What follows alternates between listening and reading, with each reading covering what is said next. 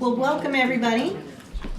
I'm going to call the meeting to order at 6:01, and the first order of business is the Pledge of Allegiance. I pledge allegiance to the flag of the United States of America and to the republic for which it stands, one nation, under God, indivisible, with liberty and justice for all.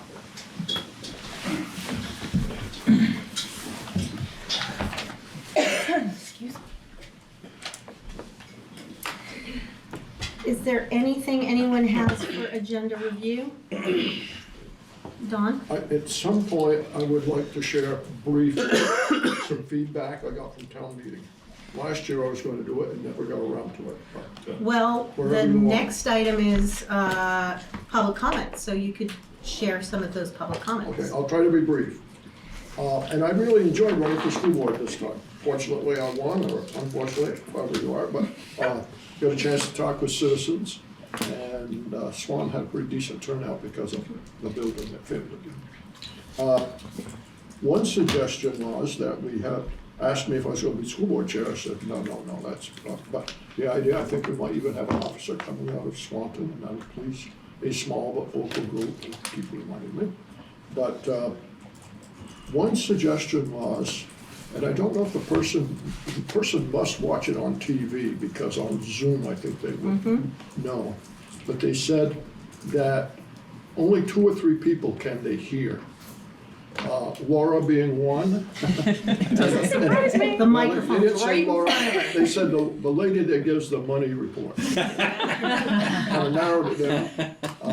And they mentioned the guy who talks a lot about facilities, which must be Peter. And of course they mentioned me with my yak.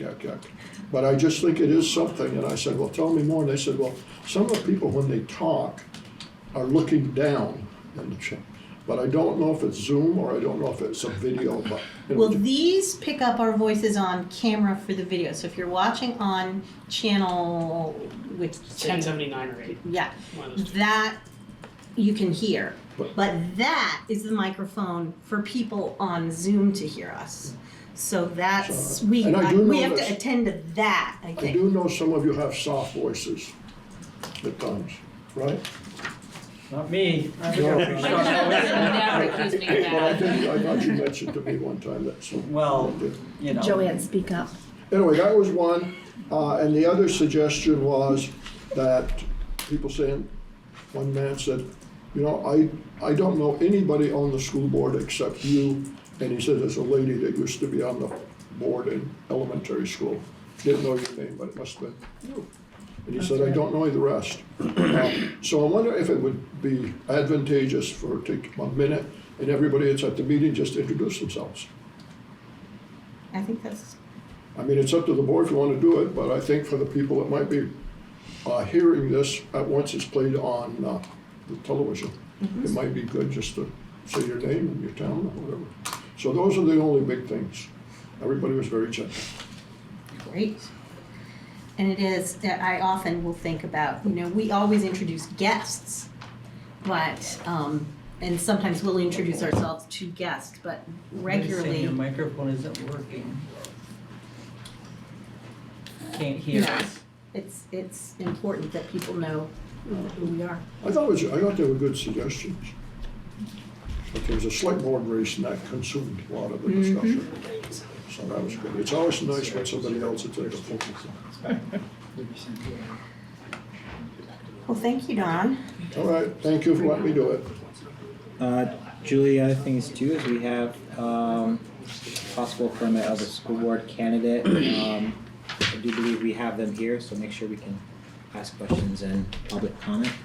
Do we want to do that? I wasn't sure what you wanted for a process, because we had talked about an interview in executive session, but I also thought it'd be nice to have a comment in public comment. Yeah, we can have a comment in open session, and then if we want to do any sort of review, we can do that in executive session. Perfect. So, given that, would you like to make some public comment? Absolutely. So I am, I'll try to use my big girl voice now you made that comment. I'm Tracy Pilbin, born and raised in Franklin County, graduate of Missisquoi in '93 here. I'm a mom of 3. I have 2 children here at Missisquoi, a senior and a sophomore, and I also have one at Highgate Elementary in the 5th grade. I am currently serving as an RN clinical manager at Beata Hospice. Just entered my 29th year of Air Force service. I'm a former school board member from the years of 2009 and 2014. Back in 14, in July, I resigned my seat from the board to further pursue my military career, which took me to Montgomery, Alabama for the next 7 years. Recently came back here, it'll be 4 years now, I'm in 21 to come back. Just love the community, and I'm just looking for the opportunity to serve and, kind of help to shape. I have a passion for kids and just helping to shape their futures. So that's why I'm interested in this seat. Good. Thank you, Tracy. Any other public comments? So next we're going to organize ourselves again, and the first order of business, I am looking for a nomination for board chair. Peter. I would like to nominate Rennick Darnell Martin as board chair. Sorry. Here, a nomination for Rennick Darnell Martin as chair. Are there any other nominations? Any other nominations? Seeing no more nominations, shall we call it to a vote? All those in favor of Rennick Darnell Martin as MVSD board chair signify by saying aye. Aye. Opposed? Aye. Opposed? Abstentions? I'll abstain. Motion passes 8-0-1. 7-0-1. All right, congratulations, Rennick. Thank you. Did we need a second for that? Not for a nomination. I see. Looking for a nomination for vice chair. I will make that nomination, and I would like to nominate Megan Connolly for vice chair. Looking for any other nominations? Well, as a strong board member, I'm very pleased that Megan agreed to do this. And the guys and a couple of women who plugged me for the last few years, I can say, the vice chair's from Swanton. All right, thank you. All right, I'd like to vote for Megan. All in favor, say aye. Aye. Aye. All opposed? Motion carries. I'll abstain. Motion carries 7-1. 7-0-1. 7-0-1. Congratulations, Megan. Congratulations. Thank you. Your mother never told you you vote for yourself? Her mother, by the way, I say that, is the chair of Senate Finance, has been for years, and she's a vote counter. Nobody gets by her. All right, looking for nominations for clerk. I'd like to nominate Peter Magnet for clerk. All right, one nomination for Peter Magnet. Any other nominations? All right, all in favor of Peter Magnet for clerk, please say aye. Aye. Aye. All opposed or abstain? The clerk has so much work, do you need an assistant? Did you want to be his assistant? Oh, yeah. Tough job. Tough job. Motion Dog. carries 8-0. All right, congratulations, Peter. Thank you. All right, next agenda item is date, time of regular board meetings. Do you want to make any changes to that? Right now we have it as the second and third Tuesday, correct, Julie? Second and fourth. Second and fourth, except on certain months when there are school vacations or major holidays. So it is, Town meeting. it does wiggle around a bit. Except during the 6 months that we don't. So, So we do make sure that the calendar is linked on every agenda, but yes, it's the second and fourth, when we shifted to that, it did make it a little more complicated. Is there a reason to shift it back? I don't remember. We did it because the select board meetings are on the first and the third. Right. And weeks of the month, and we Right. wanted some back and forth there. There are conflicts no matter which weeks it Yeah. is, so it really is a matter of what works for the board. I don't Go ahead, Pierre. Yeah, I was gonna say, I'd just like to move to keep the same schedule and then maybe we can discuss it. I don't see any reason to really change it. 6 o'clock still work for the board? 6 o'clock. It does. All right, so can I get a motion to elect, what is it, the second and fourth Tuesday of each month? Except And for then exceptions. what I will do, So is moved. I will prepare a schedule for next year and you can adopt it. Okay, so you don't need a Because motion for this one? any of the, you want a motion to say that they will generally be on the second and fourth Tuesday of the month. And then we will publish a schedule. Okay, so, Should we indicate where the first one will be at MVU and the second will be at rotation elementary? I was gonna add that in, Yeah, good. because I think that works for everyone. Yeah. Yeah, all right, so, I'll make the motion to have the time and date of regular board meetings being on the second and fourth Tuesday of every month at 6 p.m., with the first meeting being at MVU and the second one rotating between the elementary schools. And Stephanie was the first to move it. Is there a second? I'll second. All right, a second. All in favor? Aye. Aye. All right, motion carries 8-0.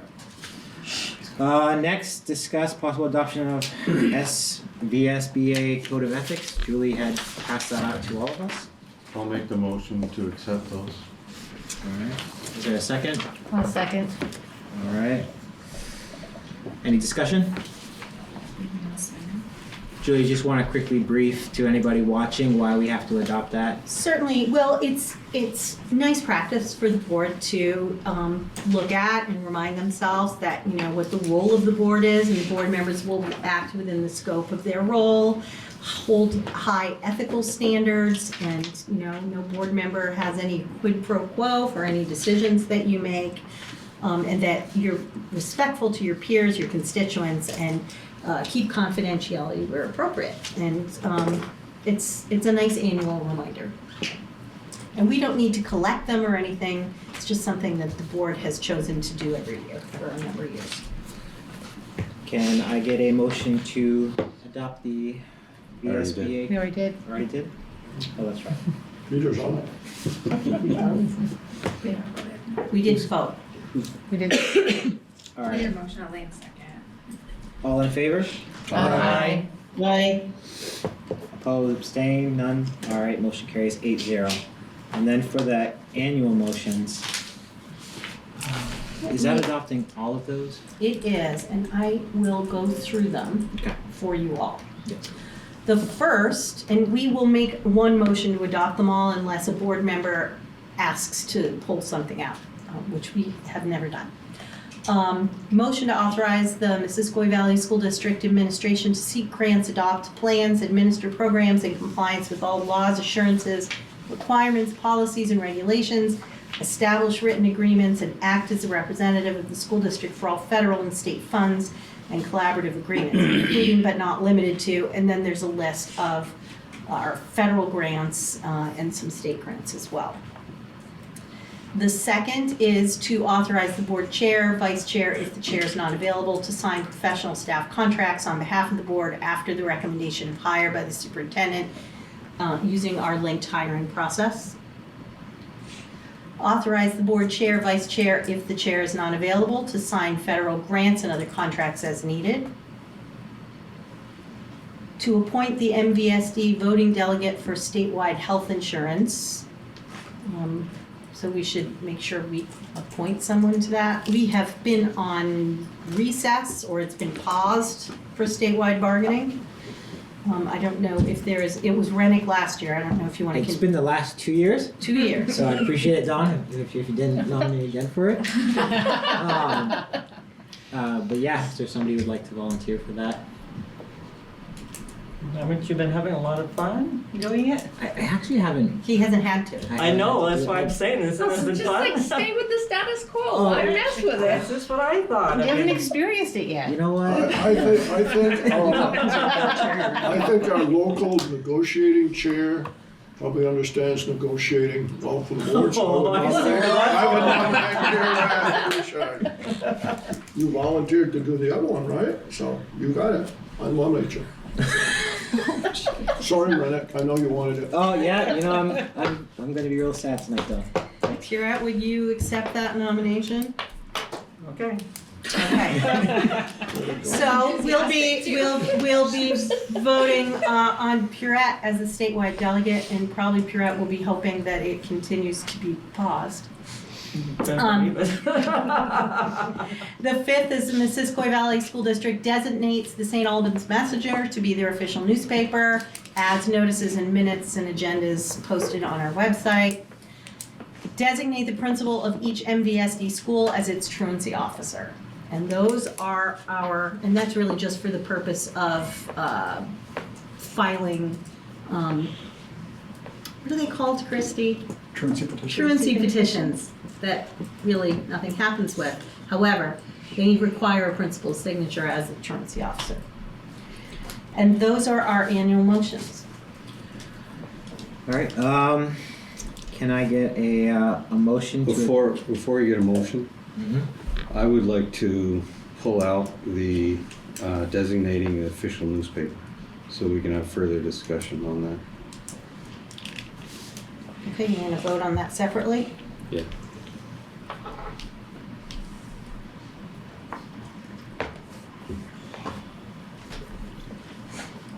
Anything else from the rest of the board? I guess I have a question. Does it, like, can we have the discussion as part of this and then vote for all of it, or? We could. I plan to get a motion and then have discussion. Okay. Well, we can have discussion first. Well, my reasoning is I don't want to vote everything down. Okay. Part of it. So So that's why I wanted to separate it. And Got it. is that the only thing? It's the only thing for me. Are there any other elements in there that board members would like to pull out separately?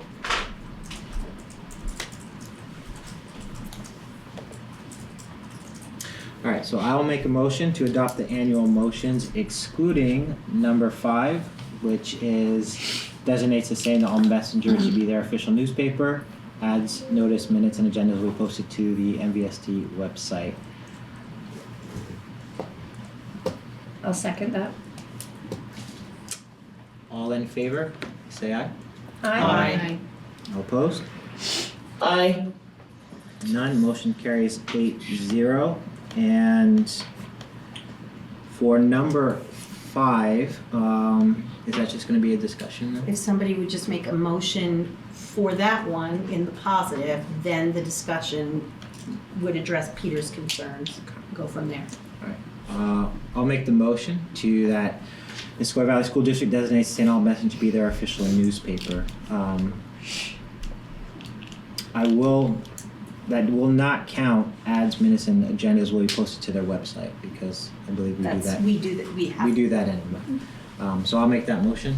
Is there a second? I'll second. All right, discussion? So every year we do this with the St. Albans Messenger, and we used to, contemplate whether the Courier, but we would say they only publish once a week, but now St. Albans Messenger doesn't issue a paper every day either. I think more people are probably getting their local news from VT Digger than they are the St. Albans Messenger, which is out there every day. I don't know if they publish notices like that, the way a newspaper does. So I don't know that that's don't an know. option for us. I don't know that that's really an option, and I hear you, but they also publish every day online, if that's what you're looking for. They publish online, and then they have 2 printed copies every day. One now. Huh? Messengers, one time. Okay, but they do one, okay, so change they do have a Tuesday printed and copy Friday. once a week, but they are online. But don't you have to pay for access to their online edition? So, I think you're gonna find in that messenger announced they're gonna be a weekly. Really? I once a week. hadn't heard that. Yeah. That is gonna be a problem, that's gonna continue to be a problem. We're obliged to print our notices, and there are not going to be places to print notices. So I do think they we, need to change the law. so do we even have an alternative though?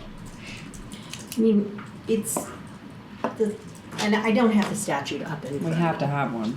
But we do have to have a newspaper that we choose. I agree with you, Peter. I mean, if it were a 7-day-a-week newspaper the way it used to be, or even 5 days a week, I don't think the Courier is even in business Now they're anymore. gone. Oh, So, they're gone? yeah. Oh. So With the- our ability to follow the statute is getting harder and harder. So I hear you, Peter, I just don't know if we have an alternative. Yep. But, Just wanted to, I think 7 Highly. days is your only other option. And that's a weekly too. Right. And the Free Press, I don't know, do they print daily? I think they do at least 5 days a week, maybe 6. I don't know who reads that. I don't know if anybody reads it. I haven't And seen a then- and Burlington is Free there- Press in years. The messenger is, to do that is free. I don't know Yeah. that it's free for the free press. I I mean, would, I doubt it's free at the free press, but they charge you for everything. you can designate the messenger and Julie can research it and see if there's an option with different, but they say 7 days is still a weekly, and I'm not sure Yeah. how many people read it. I think it's more, like you said, a legislative thing they need to look at, because there's less and less places to, Oh, I agree with you. I get my news from Digger, et Yeah. cetera, but it might be worth bringing up as a VSBA potentially policy or procedure right. change to have that changed in statute, Yeah. because given the limited options that we have, so that might be something that when we come to, but, yeah, and that we Other could people propose must that. have a problem, because you go down the backbone of the state on Route 100, there are towns that have newspapers. Times Argus is gone. really? Yeah, it's not every day like it was with the Rutland Herald. It's the, All right, well, we'll vote. Anything else, Peter? I understand. no, just wanted to discuss it. All right. All in favor of designating the St. Albans Messenger to be our official newspaper? Please say aye. Aye. All opposed? Aye. Opposed? All right, motion will carry 7-1-0.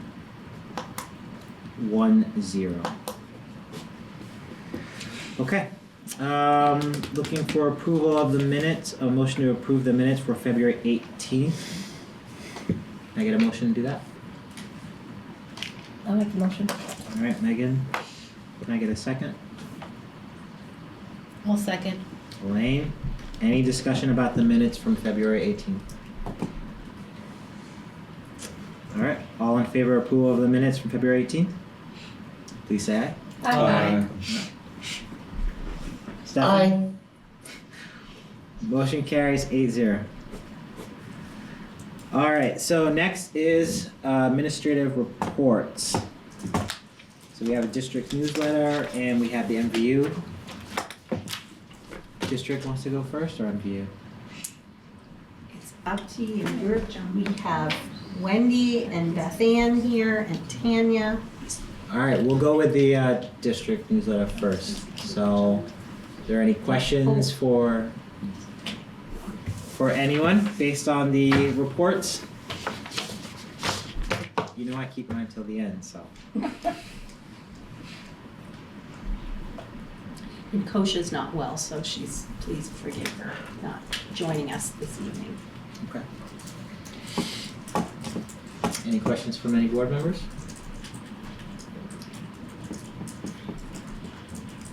We're doing the superintendent's one first?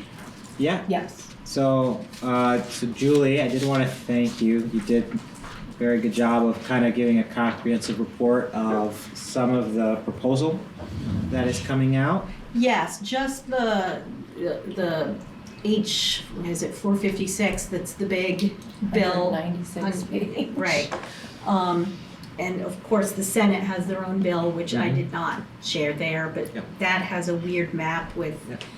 a combination of supervisory unions and school districts, depending on the makeup of that community, which is a little interesting. So who knows where they will come together, but as of the other week, that's sort of a synthesis of that bill. I did want to add to that and just make it clear, because, by the way, Don, you are correct when you were saying that in the beginning. A lot of people do watch this later, and they do sort of take the information we say, and I did want to, I can't look down, okay. I did want to say that. And speak I gotta speak loudly. a little louder. Swing the ball, hit it Can't back. look down. All right, you got it, Don. No, I did just want to say that I have had a lot of conversations with quite a few legislators that I'm running into. I seem to run into Casey Tooth everywhere I go. I saw him at Al's French Fries the other day, and it's a proposal. And I think that's the biggest thing for everyone to remember. I don't know if, and this is my own personal thought, I don't know where they're going to get this year, because there seems to be some stalling, there seems to be some holdout in terms of moving it over. Everyone pretty much agrees that the 5-district model is too small.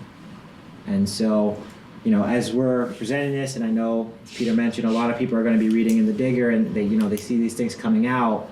It's just a proposal. I mean, where they actually end up and when they end up there, I think is anybody's guess. But I think that's really important for people to know, and there's a lot of advocacy for retaining, you know, good, solid local control that makes sense. And we know the one Champlain Valley, what is it, UUSD? Oh, yeah, they love their Unified Union School District taglines. Okay. No. That is the one that for sure will be changed. So Has to. So, yeah. I just think it's sort of a grain of salt with everything, especially with politics, because it changes so fast. But thank you for Can I putting ask, information. you know, Yeah. people have said that, but I've not seen that anywhere. Are you getting that from No, people giving you feedback, or have you seen it on the news that you don't think that the Champlain? so there's multiple legislators who are, so what happens is the bill proposed, it goes to the committees have to then basically look at it and make it into something that will actually pass through the legislator and get to a vote. And one of the things that continually comes up is how do you take these districts, which is just a roadmap, and get it to a feasible size, because then you have to think about, you know, school board chairs, funding, like Ways and Means, like all these other committees are having to come in and just figure out how it's gonna work. And so the current 5 model district is just a starting point.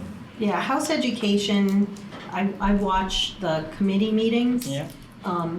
You know, 'cause Yeah, no, it's fun. that's what I want to know. But yeah. if I watch House Ed, I've watched some Senate Ed, I'll watch Ways and Means when it's talking about, in Senate Finance, when they're discussing these things. I look at the schedule to see what's coming up. Yeah.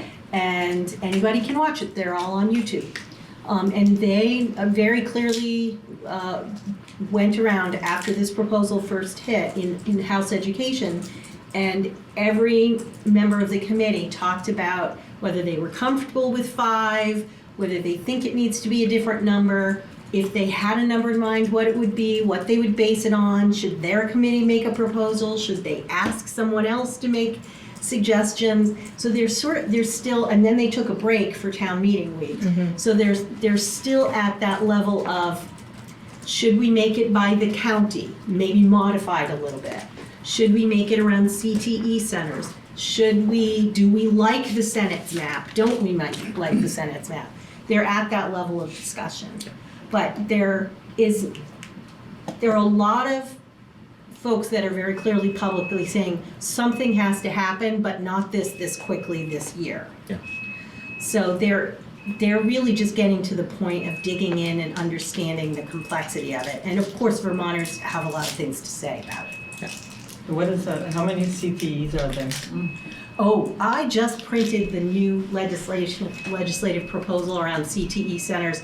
There are many of them. There's a separate proposal about changing the governance system there. Yeah. I mean, It's either 14 or 30? 17. yeah, it's something like 30. They all have different governance. Their proposal is to create sort of a BOCES kind of a single governance of all of them. And that would affect our ag program as well. That would be included in that.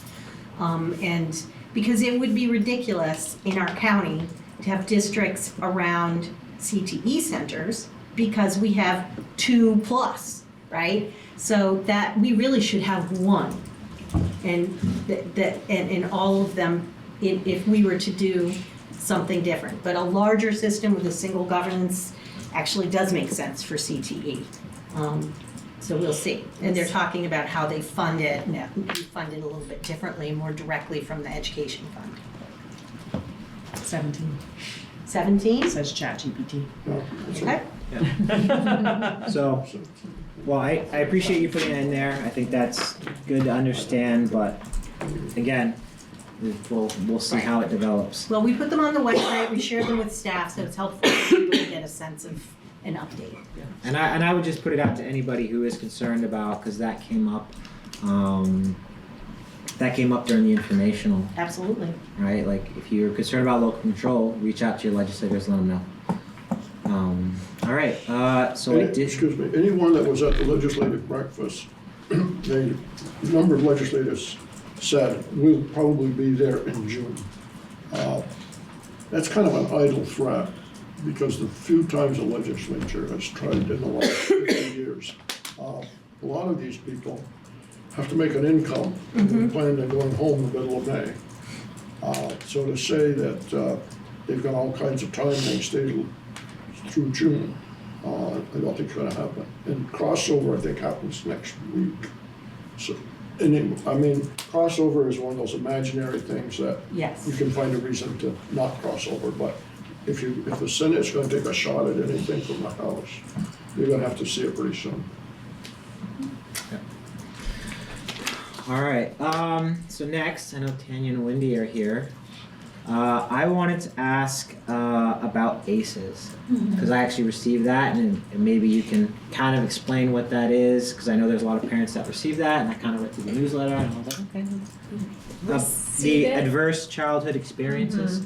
So Just kind of What like it talk is. about it. Yeah, Right. talk about it. And So that term refers to adverse childhood experiences, and it is a term that is used to sort of encompass those adversities kind of listed, right, in this that I wrote down. So children that may experience, so like the way we think about it is there's a list of ACEs, right, that could be considered adverse experiences, and at any given point, people may experience one of those adversities in their life, or two adversities, or three adversities. And the idea is that the more adversities over time, or in a child, for children under 17, they can, like data has sort of connected it to later life outcomes, whether it's health outcomes or mental health outcomes. So it's sort of like thinking about that compilation of negative impacts in a child's life and how it can spread across time, and and creates a risk factor basically for other types of risks.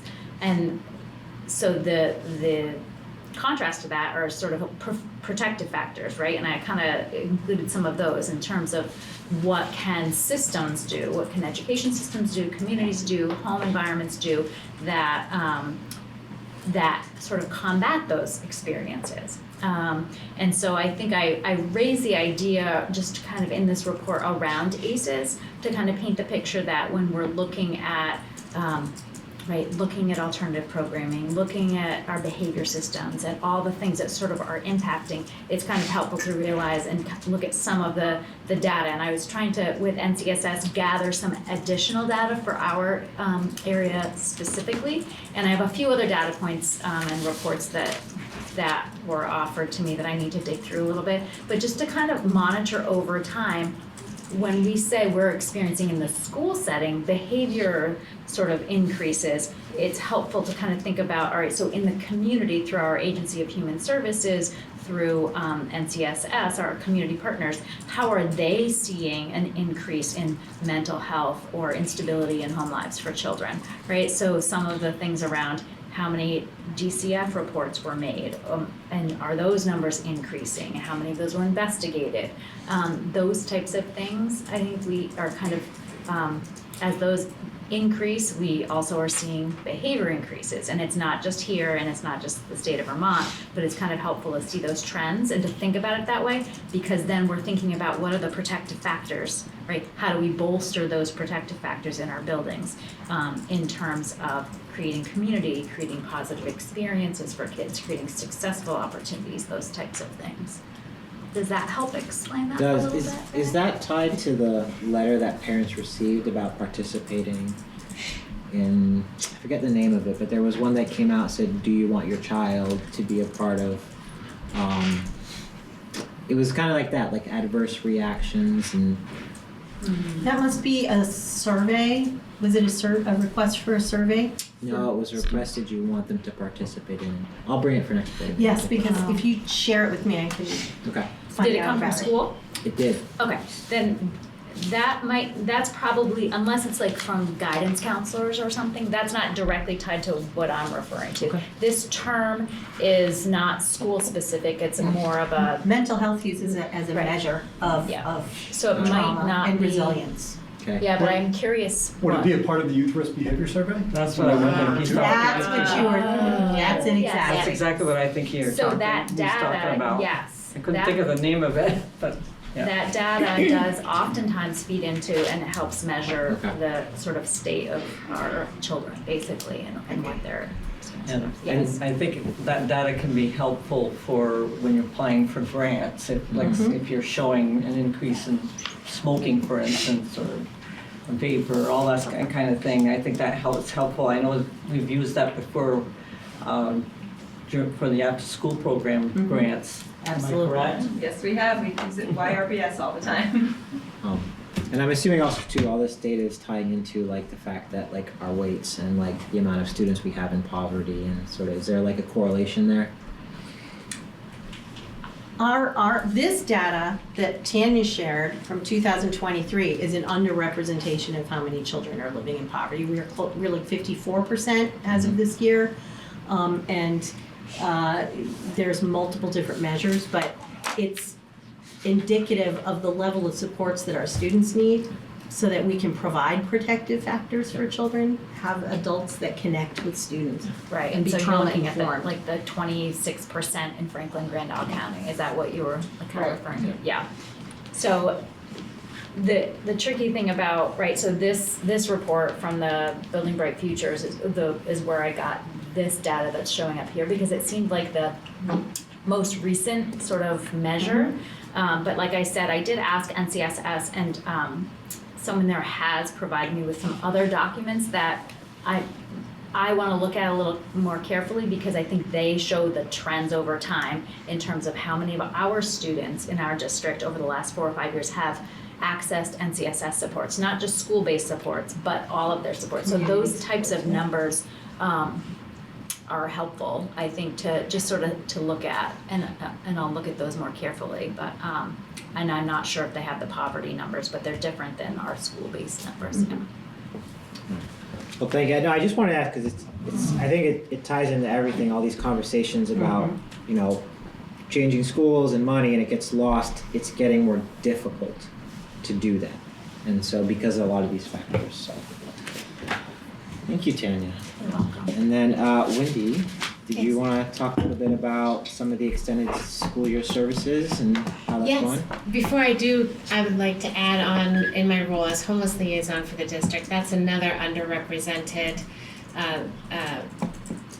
piece of data for us because we have far more students living in our district who would meet the definition of homeless, who for a variety of reasons, whether family or community or resiliency or grit, are getting through and getting their children to school. So that's another factor of something that certainly is an adverse childhood experience and contributes to that whole picture. Extended school year services, this is the time of year that IEP teams will be having discussions around students with IEPs to determine if they require extended school year services. I shared in the report the criteria that we look at for students. One big qualifying factor for kiddos is if they show regression. So we look at their data before the holiday break and then again during February break, and when they come back, if they don't regain their learning, any lost learning in a short amount of time, within like a 2-week window of time, and we see that over time, that could be a reason that a team determines that a student requires ESY in order to reach their reasonably set goals. There are other qualifiers for ESY. The severity of disability requires a longer period of time than the school year for the student to reach reasonably set goals. So this is the time of year. Any families with students on IEPs should be looking for those conversations to be happening as they do their annual IEP updates or have meetings with their IEP teams. And anyone that has any questions about that can reach out to their case manager and have a conversation about that. ESY is extended school year. It happens over the summer, and I've been meeting with Beth Ann with the Crossroads program and with the summer tutoring person. One thing that we're really working to do this year is to make sure that all families really understand the different summer opportunities that are available for students. We have families with students in ESY that may have thought that tutoring was their child's ESY for the year related to their special education. So we hope to have a one-pager that teachers can share with parents at the upcoming parent-teacher conferences that really outlines each of the programs available, including ESY, who those programs are for, how to access those programs. So feeling really great about that. Another time of year, this is a time of year for indicating interest also in early childhood programs. So that application is live online. We're collecting applications for indicating interest for 3 and 4-year-olds across the district. We're looking at the number of applications today. We're on track with the same amount of applications this time of year last year, just a few behind what we were last year, but close. Did we reach capacity No, last year? no, not in all of our classrooms. So those applications are coming in, and that's going to help inform our look. I wrote about that in last month's report about thinking about next year, the changes that we had to make this year, how those have been going, and make decisions about what that looks like for next year. Okay, it's gonna be busy year, very busy year. Well, since you brought up Beth Ann Miller and summer programs, Beth Ann, I didn't know if you wanted to kind of talk about, well, first of all, can we add this to the minutes where in the beginning, I don't think we congratulated the community and thanked them for passing the budget. Yeah, why don't we do that now? Yeah, before we forget, no, I did just want to say. It's in my newsletter. Yes, for anyone listening, I think the entire board is very appreciative that we are here and able to have a discussion about what we're doing going forward and not having to go for a revote after last year. I think Julie, your team, and everybody did a really good job of talking about the budget, explaining it. I know there was multiple members out there, and I just I'd like to say thank you to the community for the support. And I think it's important to reflect that because it's nice to be able to just move on with business. Except Laura, she's very sad. Well, we're very grateful to the community for supporting our students. So with that, Derek's not here. So Beth Ann, if you kind of want to talk about, I guess you're going to start gearing up for summer soon and kind of some of the things that you're looking for, I guess in conjunction with the ESY. And there was a mention here of some things are still being sorted out for summer. Now that we have a budget, is it a little bit clearer or how are things looking?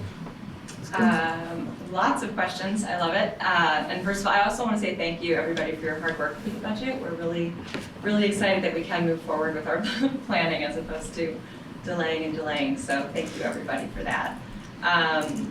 So we've got a lot going on for summer, and it's been fantastic, I think, working with ESY and tutoring and making sure that the structure is really smooth this year. Parents are aware of the differences between the variety of programs that are offered. We are currently, as far as funding goes, looking pretty good. We do have a couple questions in the air as far as summer transportation goes. We're still working with our federal grant on that to determine if the federal funding will be able to cover the transportation for summer. This is something that's been coming down the pike for a while. We have been tracking the inflating costs, and really when it comes down to it, looking at the percentage of our after-school budget that is dedicated to transportation is becoming inequitable at this point as far as how much of that funding is going towards that rather than on-the-ground programming, staffing, keeping our program open. We're really excited post-COVID that we can continue full-day programming. So 8 a.m. to 3 p.m. is the intention, and we'll be offering 4 weeks of full-time programming and then a 5th week of part-time programming, again in collaboration with Swanton Recreation. I think a lot of our community partnerships and again the integration we have with our school day structures are really smoothing out and really working really well together. However, there are still, again, a couple questions as far as that funding goes for the transportation. So do we have transportation written in? I forget to the budget for. Did we have it written into the budget? Yeah. The 21C application is Oh, where got that you. had been. So we had it basically in we indicated, so this is we'll be going into the second year of our 5-year 21C grant. And in that grant application, we did indicate that ESSER was covering transportation for summer. It's a $50,000 cost for 20 days of programming, which again, when looking at it from our overall budget, that's quite a chunk of change. So 21C was aware that we were using alternative funding to cover that summer transportation. However, they are, my buddy at the state level is looking at it just again from that equity lens to make sure that we're doing everything we can to provide that access for our students. And they were aware that things would be changing.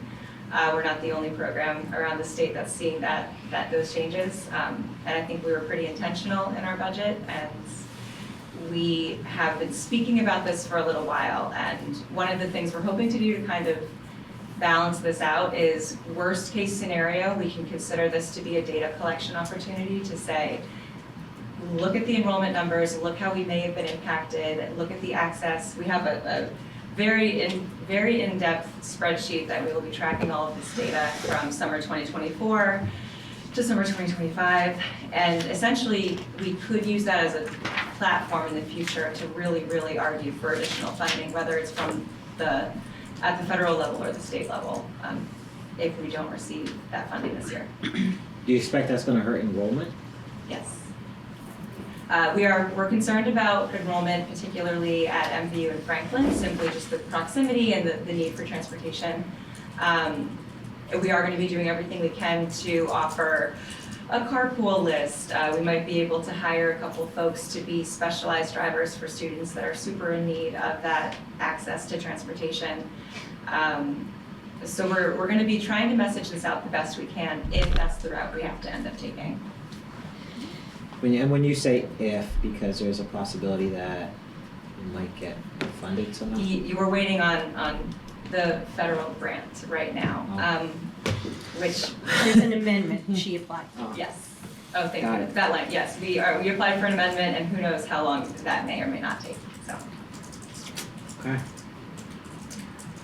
Well, thanks for letting us know. Yeah, go ahead. So right now, you just don't know, like, you're not saying no transportation, you just don't know yet.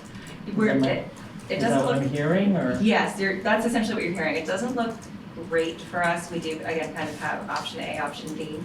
And it is, again, something we've been sort of bracing ourselves for with the, again, inflating costs across the board. Transportation continues to be a larger and larger piece of our budget that it's just, it doesn't look sustainable. So it is still a maybe because, like I said, our state director is very passionate about helping us out the best they can. However, we really just, we won't know until we know.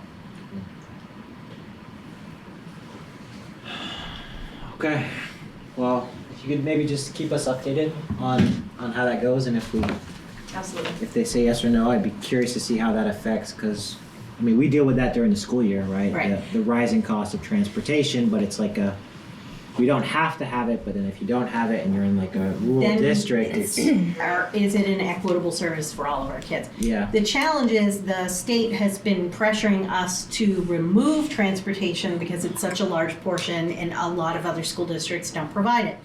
And we have been saying we really need it, particularly during the school year. We think it's the most important that we have transportation. So the plan was to cut back on the summer to see how that helped. And then the state director seemed to have a change of heart and said, well, maybe we could see if you could get more money if you amend. So Beth Ann worked really hard and quickly put together data for an amendment.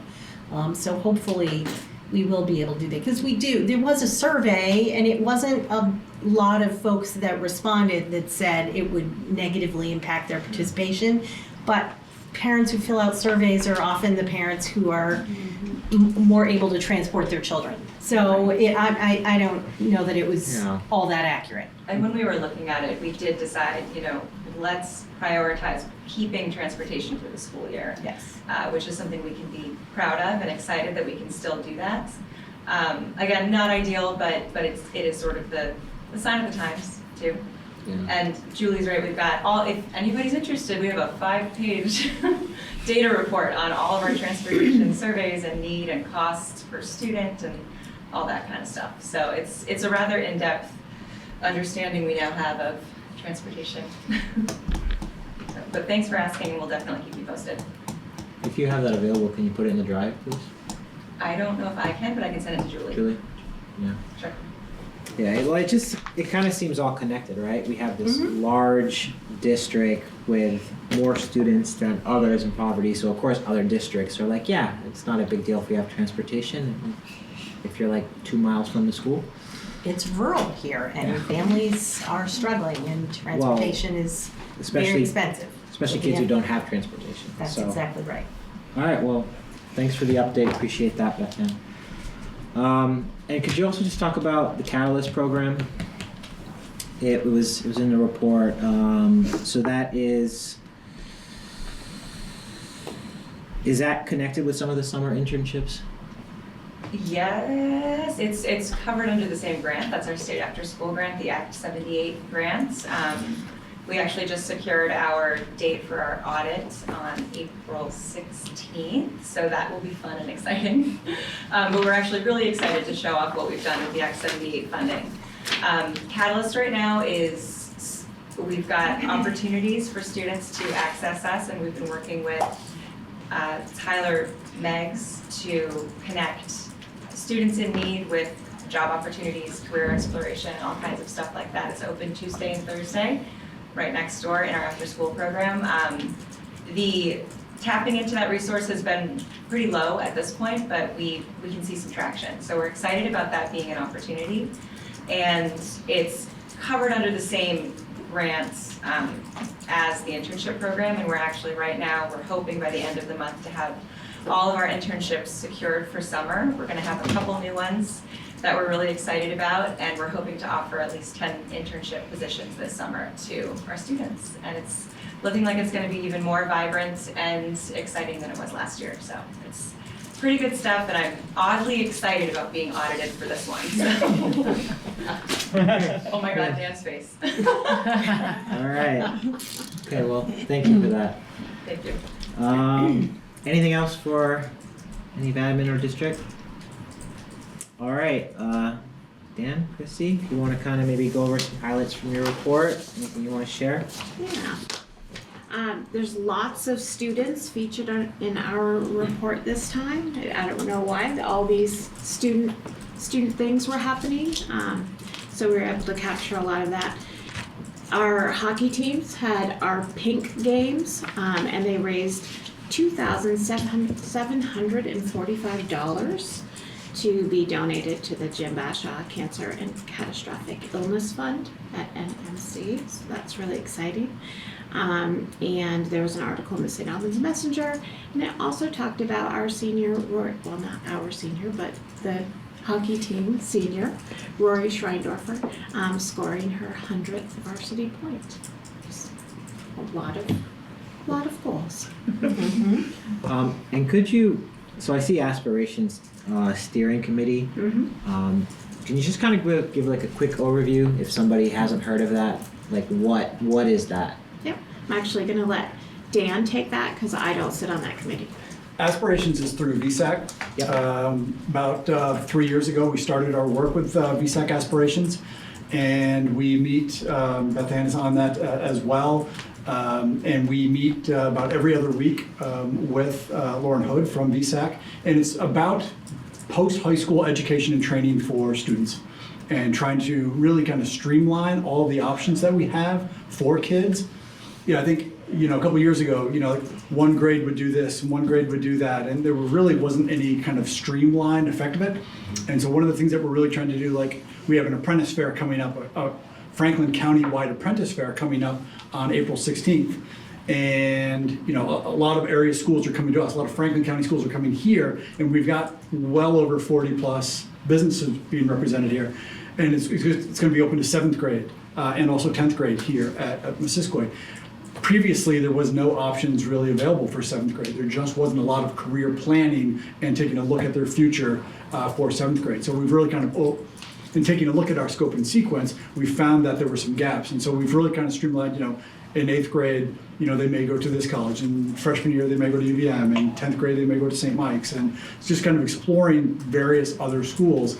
So it's not one team does this and another team goes over here. And so if you're on this team, you didn't go to this college because the other team did. And so it's really kind of streamlining that and just making sure that everybody has equal opportunities up through. And then it's, aspirations also just takes a look at senior surveys and, the VSAC senior surveys every other year, but we also give that senior survey as well every year. We make sure that all of our graduates get it, so we have that data so we know where they're going. So that's been our work with VSAC Aspirations. Okay, so it's really kind of tying into like the student post-school outcome and where they're going. Yep. I think we've really seen an impact since Aspirations has started, and maybe when we have guidance here, we could do an Aspirations update. Maybe Lauren can come. That'd be great.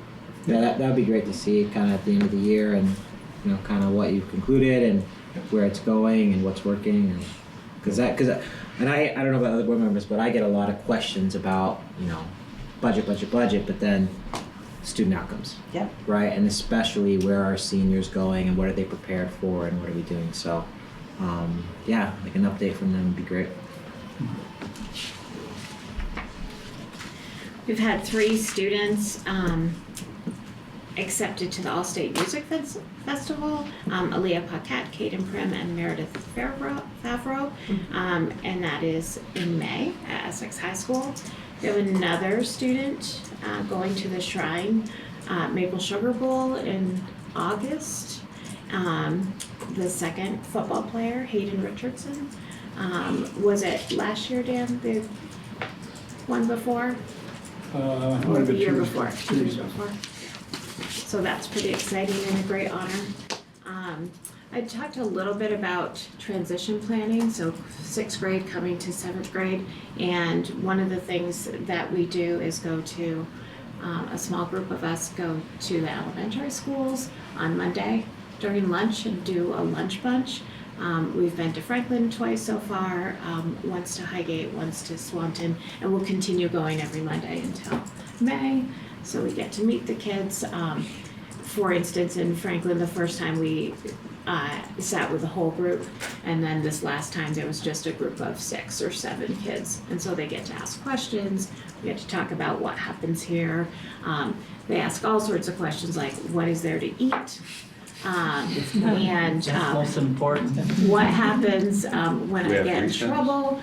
They don't. They actually have never asked about recess, which I think is That'd be the first thing fascinating. I'd ask. I know. What happens when I get in trouble? Does something happen when I get in trouble?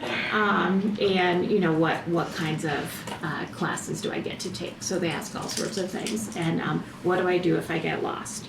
So we were joking in Franklin yesterday that Joyce was in there, and she said, no one has ever not come out of MVSD. Like, we've never lost anyone forever, right? And they 2 or 3 days, maybe. yeah, they looked at each other like, It's a bunch of circles, just keep going. Well, that's just you'll be fine. You'll be fine. On Thursday, we have history night. We were supposed to have it before break, but we had quite a lot of snow.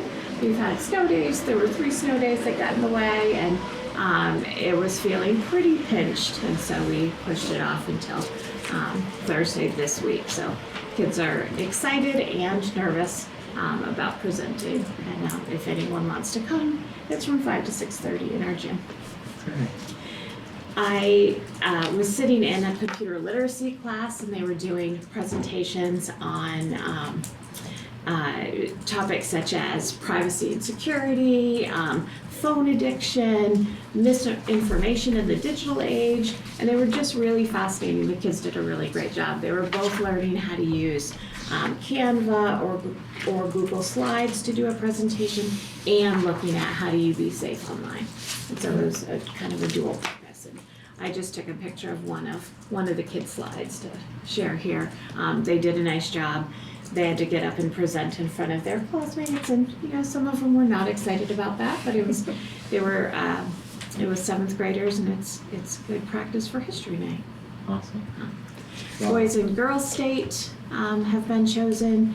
There's Sorrel Casperson, Avery Guyette, Piper Gregory, Drew Wood, Max Wagner, and Oliver Bailey, and that happens in June, both Boys and Girls State, so that's pretty exciting. And then right before break was the STEM fair. And I don't know if anybody was able to come see those presentations, but they're pretty impressive. The first place went to Amelia Partlow.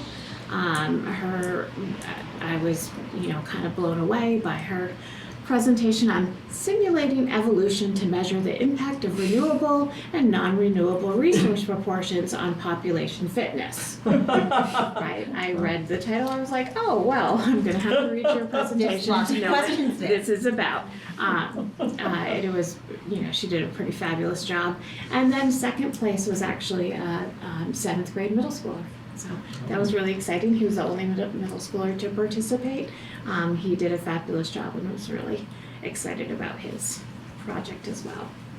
I shared the middle school honor roll students. Because of some of those snow days, we hadn't gotten them together to take their picture, so I did January and February all together. The next time we talk to you, we'll look at March kids. And then we forgot to take out the facilities update. I don't know if there's We'll cover that. Yeah, perfect.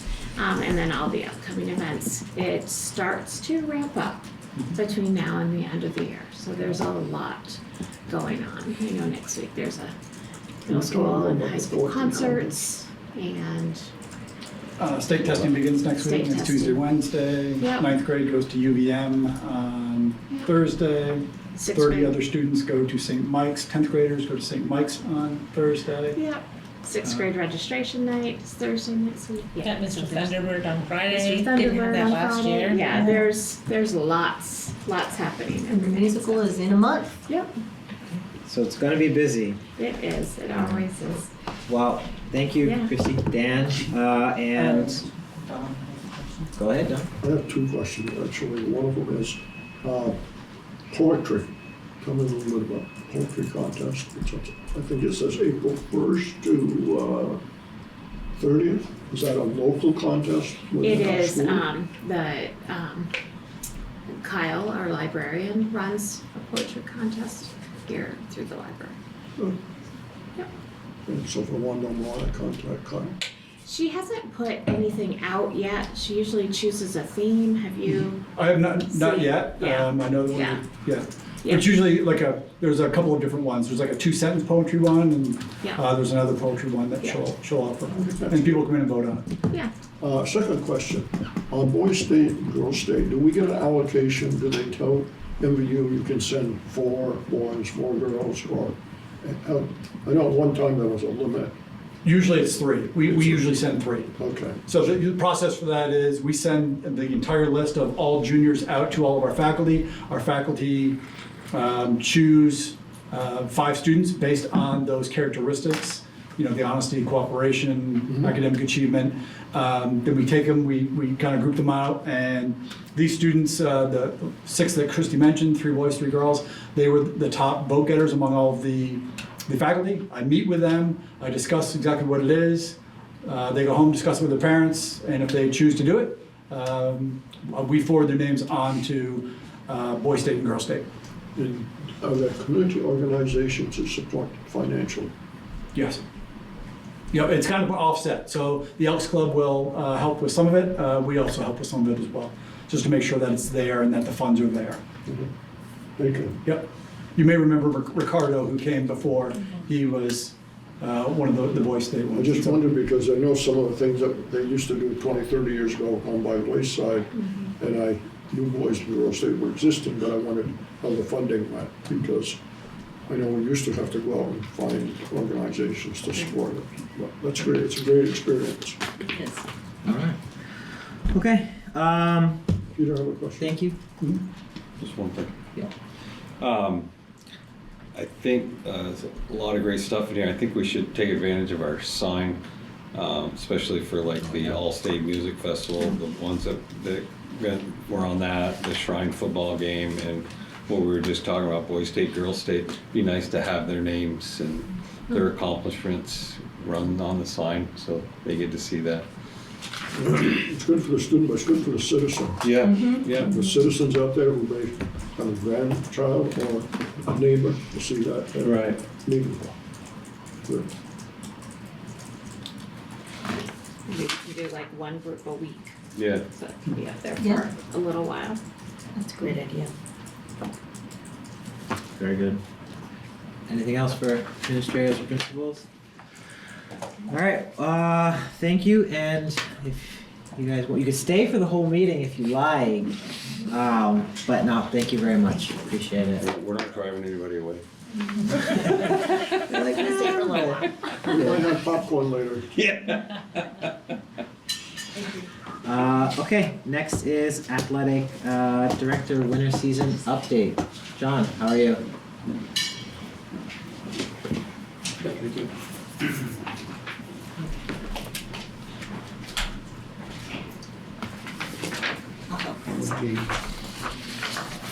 Thank you.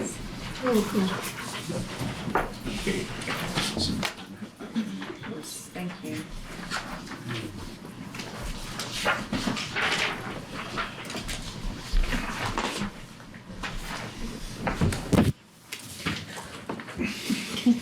Pretty good, Peter.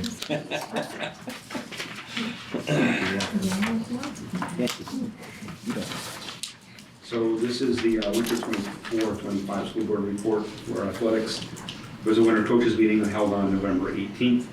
Topics were discussed were coaches building relationships with student athletes, coaching beyond the X's and O's, safety protocol for athletes, measuring success and health and safety of athletes. There were only 2 coaching vacancies to fill this past winter. One was 7th grade boys basketball, the other one was 8th grade girls basketball.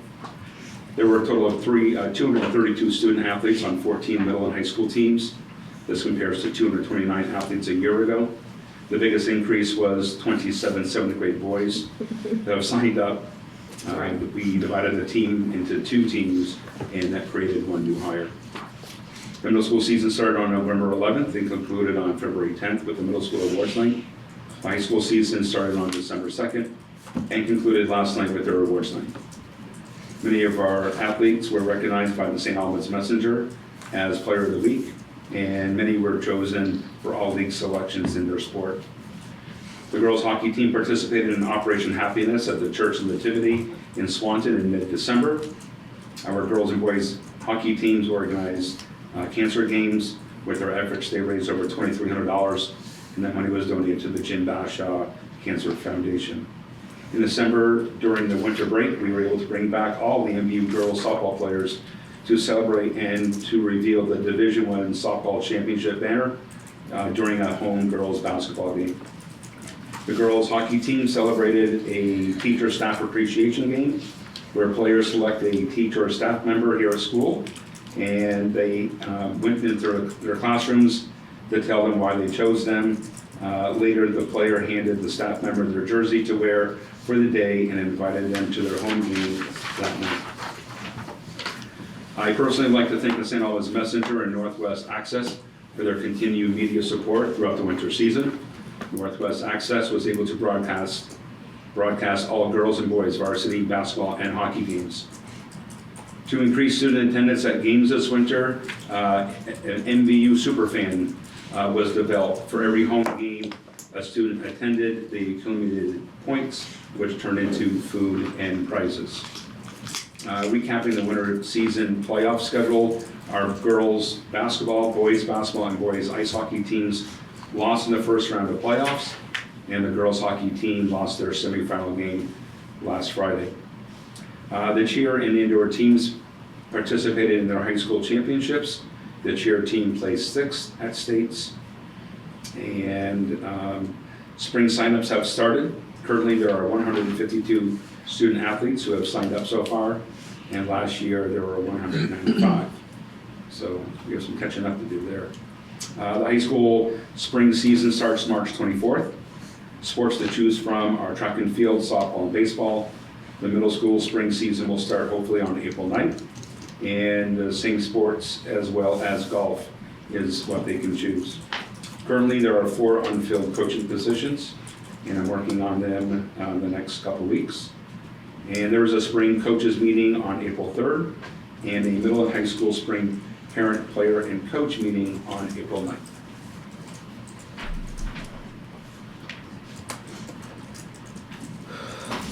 Thank you, John. Any questions for John? Discussion? I think I have a question that goes to John and Dan. How are our numbers of participants, how close do they relate to total enrollment? I mean, our enrollment seems to be pretty steady, pretty stable in the high school, maybe a few more kids some years. I think the fall was right around 40%, 41, 42%, right around there. So the total population, about 41, 42% of our population participated in an event. Obviously, it went down a little bit for the winter. Obviously, and we don't have the full numbers for the spring yet, but I mean, I thought the 40% of our population participating in some kind of activity was fantastic. And, you know, it's also hard, I think, right now when you have such things as musical going on and those kids are involved, and there's just a lot of, it's a busy place, the building's a busy place, and there's a lot of kids doing a lot of different things. And all those, you know, aren't necessarily in the same numbers that John's presenting, but. No, I thought we had volleyball, both in the fall. In the fall. We have so many more. Right, yeah, we had 19 different opportunities. Teams in the fall. Yeah, there were 19 teams in the fall. Yeah. Thank you. What's the biggest need? Right now, nothing. But just trying to get our kids to wanting to participate in an activity is important. So coaches is pretty stabilized now. Yeah, in fact, I'm gonna go interview one right now, so. I'm gonna be down to 3. It is getting tougher and tougher to find coaches though. I continue to work on that, and do our best, and just keep at it. Thank you. Anything else for John?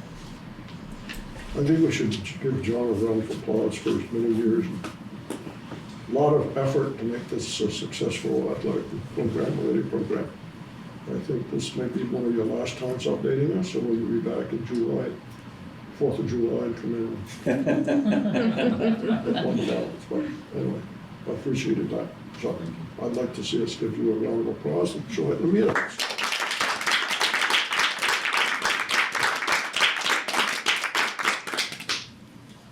Thank you, John. I do appreciate it.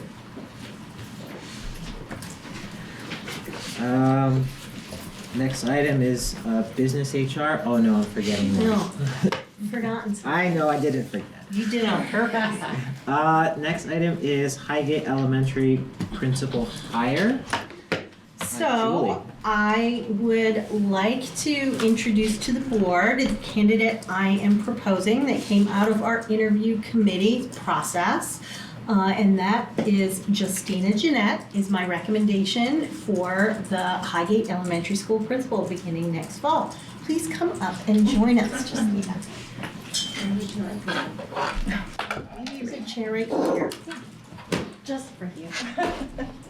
What I thought is that the board could maybe ask Justina a couple questions. She could share a little of what she shared to her why of coming to Highgate and what's bringing you back to us. And then I would expect in executive session, we would discuss contracts and approve from there. But The approval is not happening now. you would approve her hire this evening. After executive session or no? You could do it now and then discuss her contract in executive session Okay, that's what I'd like. for us to negotiate. That, I think that would be probably most appropriate. Okay, unless there's any objection to that. Could we hear about, Okay. could you hear from? No, yeah, for sure. Yes, we mean hear from Justina now. Yes. Yes. Yes. I can start just by what Julie had said, so thank you for having me back. Really excited at the opportunity to be here tonight. I will say, getting done at Swanton, I know most everyone here, hi. Being at Swanton I was there for 9 years, and leaving was hard.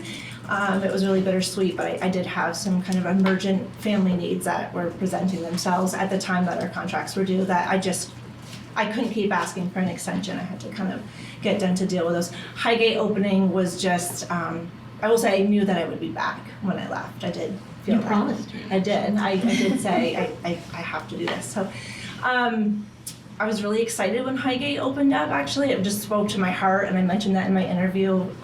Maybe all of you were in that interview. There's so many people in there. The size, the location, being able to return to MVSD. So that is why I chose to try to return. So. I will add, as part of the committee, as was Elaine, I really appreciate your interview, what you shared. I will say it was a robust interview process. There was some other good candidates, but I felt, and I think some of the other committee felt, that you were the right person at the right time for the job. And I think that kind of drawing on your experience from the district, but then having this, new opportunity in front of you, I think you're gonna take Highgate as good as it is, and I think you can take it even a step further. So I'm looking forward to that. Thank really you. excited for how it's gonna be and what you're gonna do, and I support it. I'm excited too. Elaine, do you want to add anything? You're there. You don't have to. I think you said it all. All right. So what we'll do is we'll make a motion to approve the hire, and then I'll make a motion for executive session for contract afterwards. Okay. So can I get a motion to approve Justina, what's your last name? Jeanette as the Highgate Elementary principal? I would love to make that motion. I'll second. Lane will second. Any discussion or need to go into executive session to discuss it? You understand the transportation system that Highgate has? I do. I do. I will say it's been a pretty interesting year being on the other side there. I've enjoyed it. See, because for many, many years they were with Franklin Carrier, right? And then we just changed over about 2 years ago. Correct. I think. Yeah. And no matter how good you are, when those things change, it's a big change. All right. All in favor, please say aye. Aye. All opposed? Aye. Motion carries 8-0. I expect we'll have an announcement shortly and an opportunity for the community to do a meet and greet in Highgate. And then, I always get this wrong. There's finding for executive, I would like to make the motion for a finding for executive session for contract discussion. Correct. I'll second that. Second? All in favor for the finding for executive session? Aye. Alright, motion carries 8-0. Alright, thank you.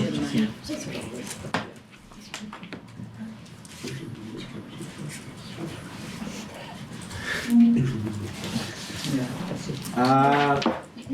Next item is warrants. Elaine? Yes, Remick. We had accounts payable, $788,798.90. Payroll checks, $33,582.60. Payroll other disbursements, $1,843,860.65. And payroll deductions of $589,687.75 for a total of $3,255,929.90. Can I get a motion to approve the check warrants as read? Elaine is first. I'll second it. I mean, Pierrette was first, I was just signing. Oh, sorry. Pierrette was first. I second it. All in favor of approving the check warrants, say aye. Aye. Aye. All opposed, motion carries 8-0. Next, we have the MVU roof phase and Highgate window replacement contract. Laura, if you would, please. Yes. Peter wants to add anything, and John Brown is on as well. But this is following up on an item that was in our capital plan that's been talked about for months and months and months now, and was also included in the budget funding that just passed. This is phase 3 of the MVU roof. It is B-Pod. Don't ask me which one that is. And Up there somewhere, right? and it's also commons and admin section. The areas, again, it will be existing spray-on roof. They're going to remove the existing spray-on roof down to the decking, dispose of everything that they take off, furnish and install 2 layers of 3.5-inch insulation with an EPDM rubber membrane, including a 20-year manufacturing warranty. They'll paint intake hoods located within the area where roofing is being replaced, and there will be payment and performance bonds provided. The cost, or what the portion of the cost that's attributed to that, is approximately $1.3 million. Then we are also included in this contract replacing the roof and some windows in the Highgate School. We will be installing 1 inch of insulation between ribs of existing standing seam roof, install a new TPO membrane over the insulation, replace windows in the 5th and 6th grade corridors adjacent to the gym with Marvin windows, replace exterior doors in the 5th and 6th grade classroom adjacent to the gym, and it includes lead abatement and disposal. And the portion of the contract attributable to that is about $825,000. There is a cost savings with bundling these together, as we've talked about before. So I'm looking for a motion to approve this contract with EEI in the amount of $2,105,083. I'll make the motion. Also, Here's first, Don is second. Any discussion? I have a Confirm this question. was in the, sorry, go Oh, ahead. no, you're go ahead. The funds, they were in the budget that we just passed, correct? We're using some of our carryover from this year Yeah. and some of that Okay, capital plan. Yeah. Thank you. Laura, did you say the roof membrane was 20 year? Yes, she did. So one time, I don't know now, but one time they used to get 30-year warranties, but that must be a different thing. Maybe on standing seam. I don't Now, know. this is not in the last 10 years, but Oh, I'm just okay. surprised. Yeah, 20 is what I'm familiar with. No. And that's been before, but I just, when I heard it again tonight, I said, I'm gonna ask the question. But, I can follow up on that. yeah, ask John Brown sometime, when they changed over. Yeah, he is He's on. online. I think he's online now.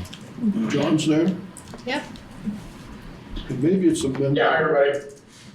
Yeah, so with that EPDM membrane, the typical warranty for that is 10 years.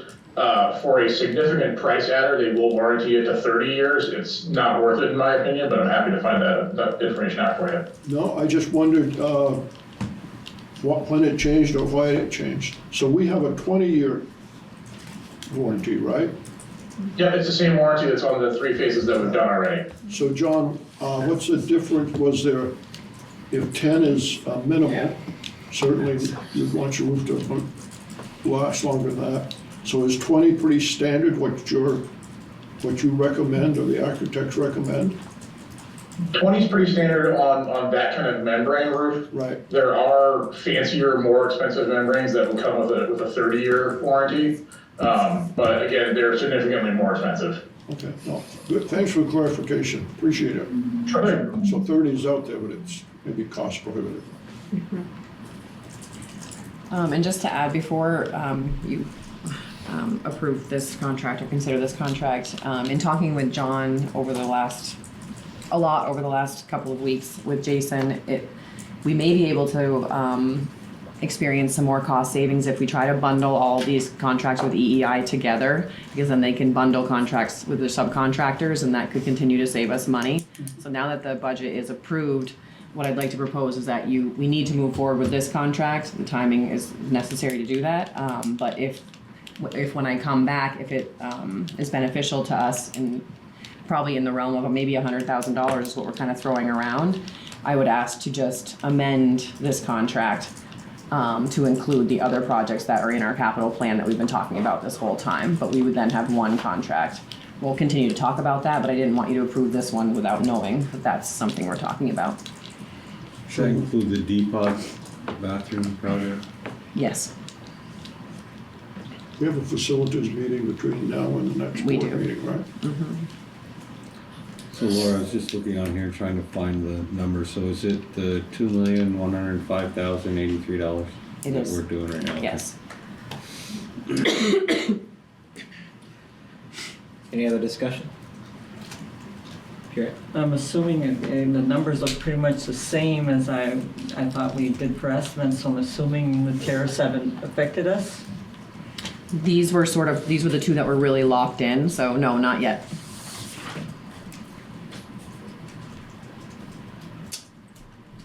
All right, can I get a motion to, sorry.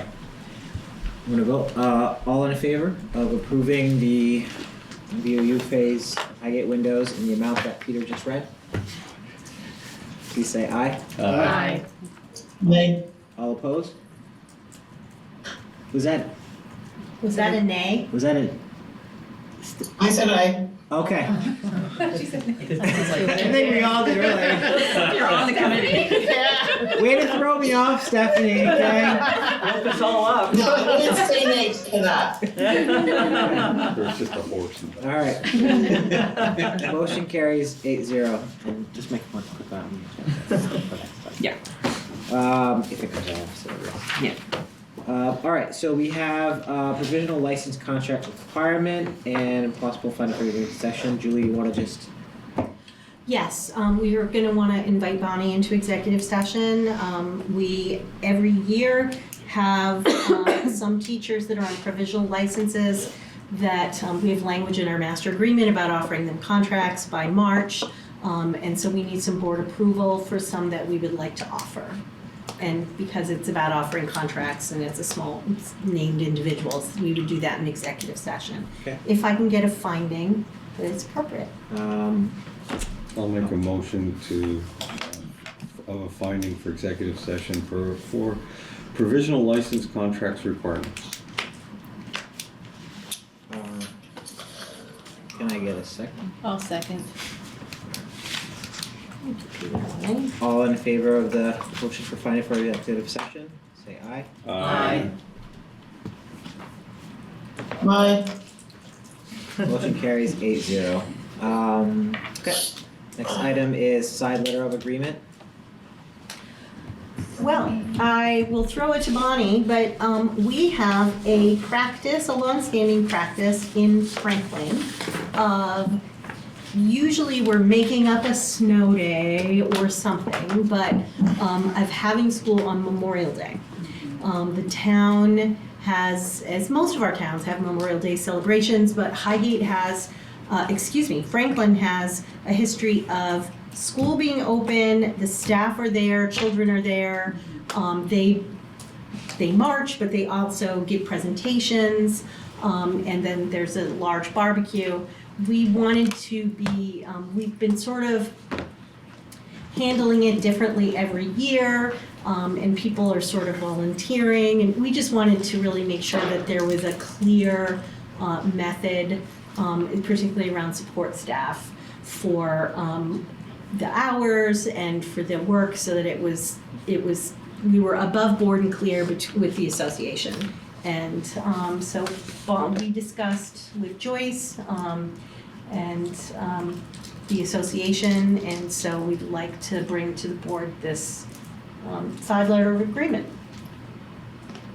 I'd make a motion to approve the side letter of agreement for school on Memorial Day in Franklin. So the side letter is not actually about school on that day. The side letter is for the master agreement, for the support staff master agreement, because they actually have a paid holiday on Memorial Day.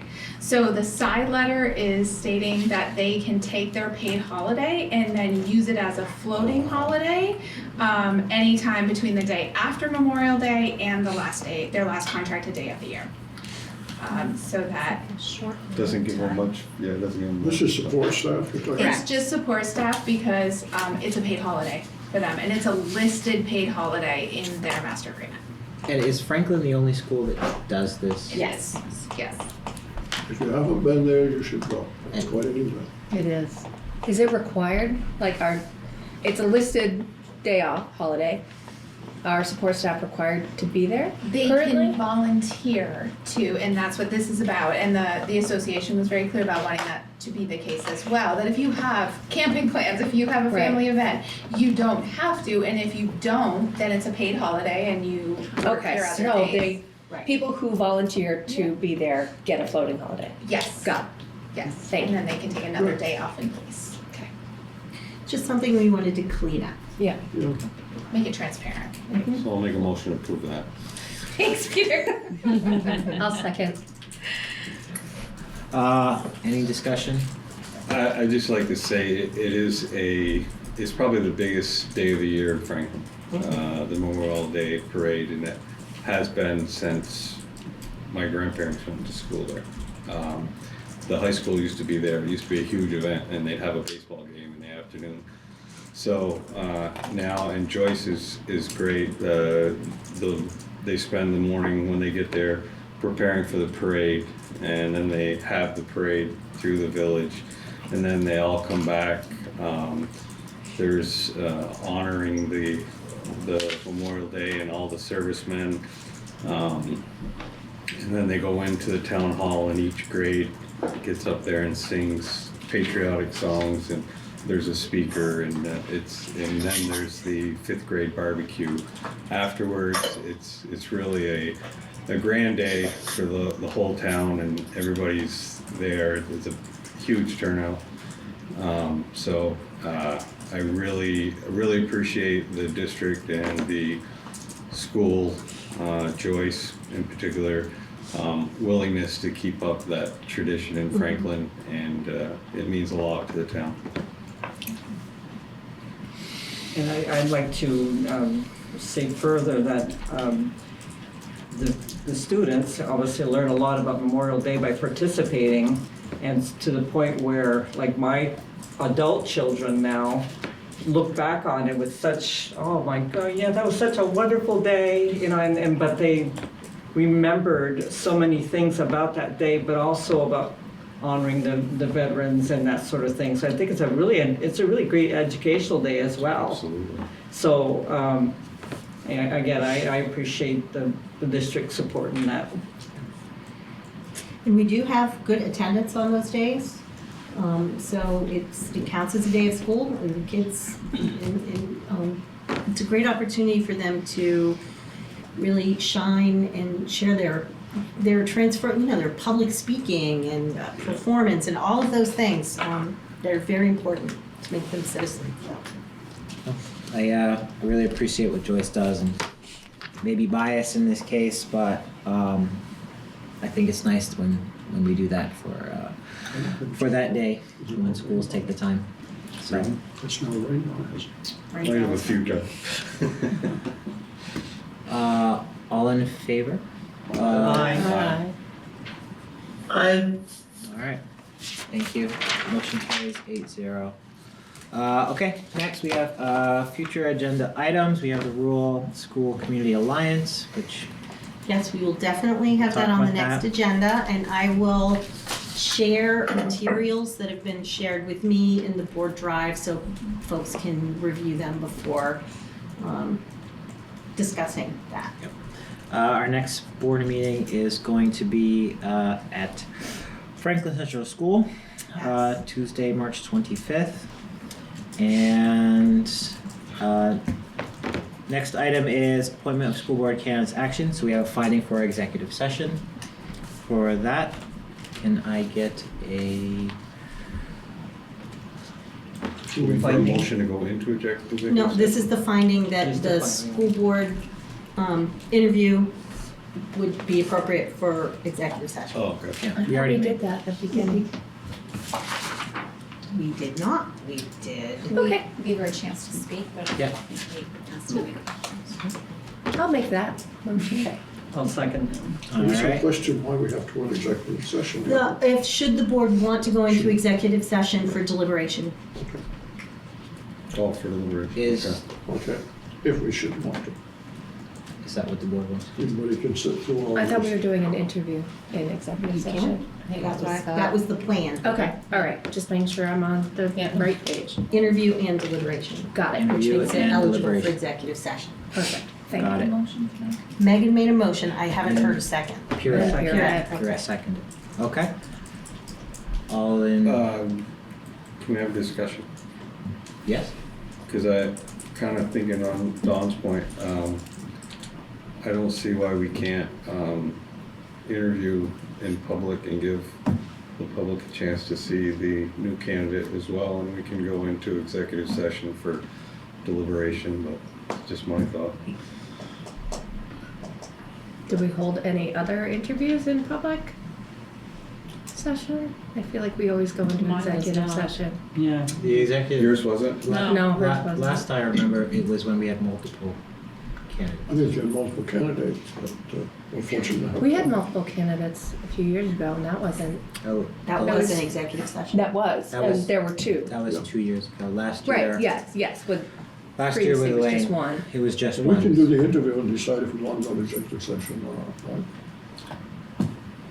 I'm with you, Peter. I like to, knowing the situation, I'd just like to see the people who are watching. Anybody watching? No. Okay. You know, we only had John Brown and he left.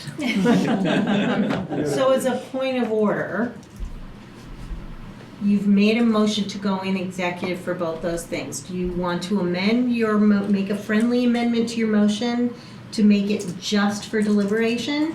And or do you want, No, I wanna stick, I don't wanna do, I don't wanna do it separately. So I am still making a motion for both to be done in executive session. Peter, Don, do you want to do it now? Or do you want to? well, you She's would gotta- vote, she's you gotta would figure vote out on how we're gonna deal with that, it. and you can vote it down Yep. and have another motion, or you can vote for it. We and gotta pass it. vote. Okay. All right. So, all in favor of going into executive session for interview and deliberations, please say aye. Aye. Aye. 1, 2. I'm an 5, I think. All right. All opposed? I'm opposed. Okay. So the motion will fail. No, Carrie. Carry, sorry, the motion will carry 5-0-3. No. No, 5-3. The end one is for Abstain. abstain. I always get that mixed up. Yeah. 5-3. 5-3. 5-3. Okay. All right. So, now you would have the vote to go into executive session. That was the vote. No, No, that was that it's because for the very reason you just discussed, because you had some disagreement over which part of it you wanted in executive session or not. So that's why you have a vote as to whether it's appropriate for executive session. And now you would vote to go into executive session to talk about. We have multiple things in. Okay, so We can have I, no more public business. We have no more public Okay. business after that. and, all right, so we have 3 executive sessions. All right, so can I get a motion to go into executive session?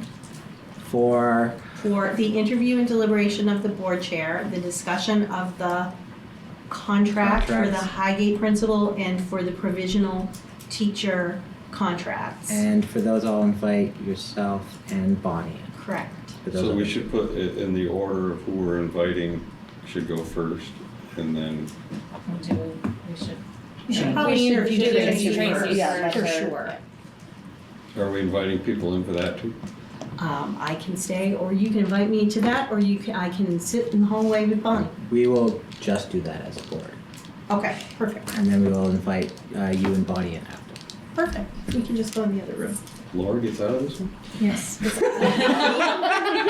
See how she didn't fight that at all? Laura hasn't felt well in a while. Okay, all right, so, all in favor? Aye. Okay. Motion carries 8-0. Who made the motions to go into executive session? I think I did. Megan and Peter? Oh, I don't know. There was a motion. No, nobody did. Nobody made a motion. I'll make a motion to go into executive session. For those two things. For those Three things. I'll second. All right. We're working our way through this. Tracy's like, I can't do this. Are you sure you want to join this? That's a lot of executive sessions on the As first a night. candidate walks You were out. doing it. All right, so now. Have Do we we have- rattled you? 'Cause now you have to swear vote. now? Oh, wait. You didn't vote? I mean, we did.